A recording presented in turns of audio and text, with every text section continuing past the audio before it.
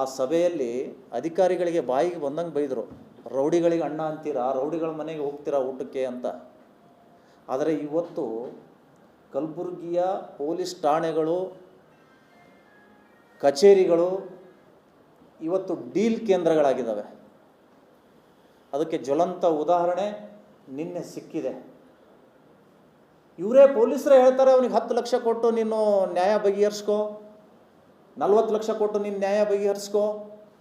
ಇದು ಯಾವ ನ್ಯಾಯ ರೀ? ಎಲ್ಲಿದೆ ರೀ ಉಸ್ತುವಾರಿ ಮಂತ್ರಿಗಳೇ? ಹಿಂದಿನ ಪೊಲೀಸ್ ಅಧಿಕಾರಿಗಳಿಗೆ ಬಾಯಿಗೆ ಬಂದಂಗೆ ಬೈದ್ರಿ, ಇವತ್ತ್ಯಾರೋ ಈ ಪೊಲೀಸ್ ಅಧಿಕಾರಿಗಳಿಗೆ ಕಿವಿ ಹಿಂಡ್ತೀರಿ? ಇಲ್ಲಿಯ ಪೊಲೀಸ್ ಕಮಿಷನರ್ಗೆ ನಾನು ಪ್ರಶ್ನೆ ಮಾಡಲಿಕ್ಕೆ ಬಯಸ್ತೇನೆ. ಆಂದೋಲಾ ಶ್ರೀ ಮೇಲೆ ಎಷ್ಟು ಕೇಸ್ಗಳಿದ್ದಾವೆ ಅದರದ್ದೆಲ್ಲ ವರದಿ ಕೊಡಿ ಅಂತ ಪ್ರತಿ ಪೊಲೀಸ್ ಠಾಣೆಗೂ ಇವರು ಸಂದೇಶ ಕಳಿಸಿದ್ದಾರೆ.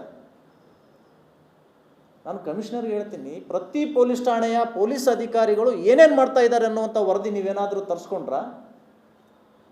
ಗುಪ್ತಚರ ಇಲಾಖೆಯಿಂದ ಮಾಹಿತಿ ಪಡೆದಿದ್ದೀರಾ?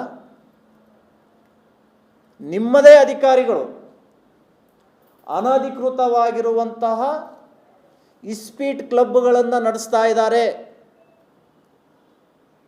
ಸ್ಟೇಷನ್ ಬಜಾರ್ ಅಧಿಕಾರಿಗಳು ಧನ್ವಂತರಿ ಆಸ್ಪತ್ರೆ ಪಕ್ಕಕ್ಕೆ,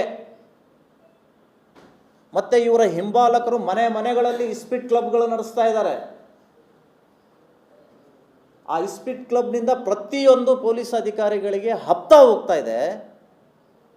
ಇದನ್ನು ಗಮನಿಸದೆ ಕಮಿಷನರ್ ಅವರು ನಮ್ಮ ಕೇಸ್ಗಳ ಬಗ್ಗೆ ಇವರು ಮಾಹಿತಿ ತೊಗೊಳ್ತಾರಂದ್ರೆ ಯಾವ ಕಡೆ ಆಡಳಿತ ನಡೆಸ್ತಾ ಇದ್ದಾರೆ ಅನ್ನೋದು ನಮಗೆ ಗೊತ್ತಾಗ್ತಾ ಇಲ್ಲ. ಇದು ಅತ್ಯಂತ ಶೋಚನೀಯ ಮತ್ತು ಖಂಡನೀಯವಾಗಿರುವಂಥದ್ದಿದೆ.